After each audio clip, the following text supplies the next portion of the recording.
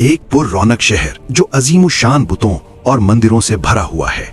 लोग पत्थर के खुदाओं की इबादत के लिए जमा होते हैं, जबकि हुक्मरान ऊंची बालकनियों से गुरूर के साथ ये सब देखते हैं और एक खुदा की इबादत के खिलाफ सख्त कवानीन नाफिज करते हैं।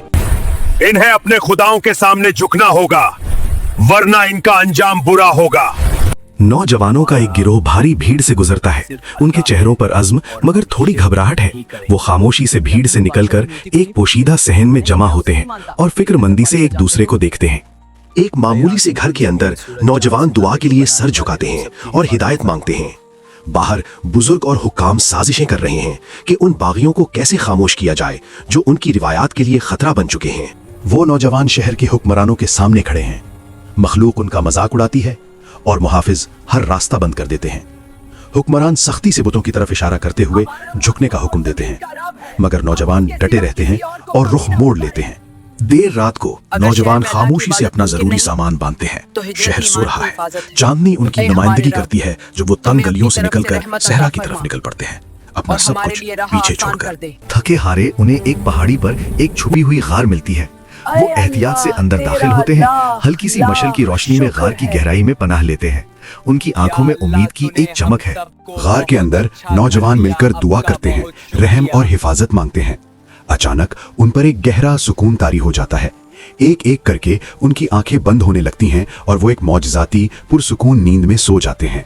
बाहर सालों गुजर जाते हैं, मौसम बदलते हैं, सल्तनतें बनती और मिटती हैं, मगर गार के अंदर सोने वाले बिल्कुल महफूज रहते हैं। एक गैबी हिफाजत उन्हें थामे हुए है, जबकि सूरज की रोशनी दबे पांव गार के दहाने से गुजरती है। गार में हल्की सी जुम्बिश होती है। नौजवान जाग उठते हैं, हैरत से अपनी आंखें मलते हैं। जब वो बाहर निकलते हैं तो एक बदली हुई दुनिया देखकर दंग रह जाते हैं।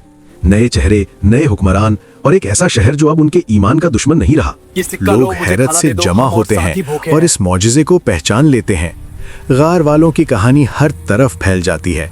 नौजवानों को उनके कामिल ईमान पर इज्जत दी जाती है और शहर उनकी मिसाल से इत्तेहाद और सच्चाई की नई उम्मीद पाता है। अब यहाँ नेद्दिल बादशाह रहता है जो मरने के बाद जिंदा होने पर यकीन रखता है। तुम कौन हो और कहां से आए हो?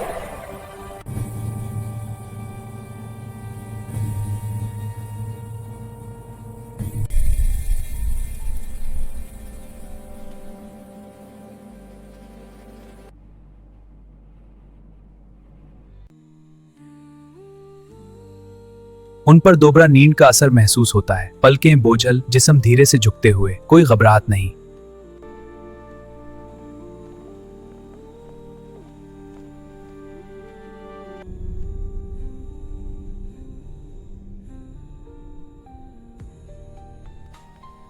यह अल्लाह की निशानी है। घर के करीब एक सादी सी तमीर का मशवरा करते हुए, जी बिल्कुल, हम सब इस पर राजी हैं। तो फिर मिलकर फैसला करते हैं। शुक्रिया।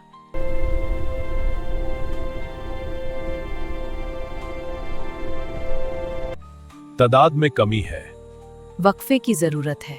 शोर मत करो। लोगों, खामोश हो जाओ। यकीन रखो कि इल्म अल्लाह के पास है।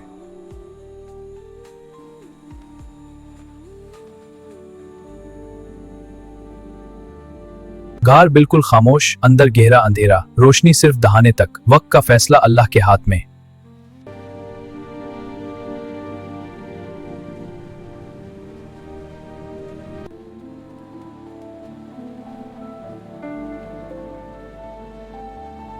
ये अशाबे काफ का वकिया है। सुभान अल्लाह। ईमान और सब्र की ये मिसाल। हमें भी सीखना चाहिए कि अल्लाह पर भरोसा रखो।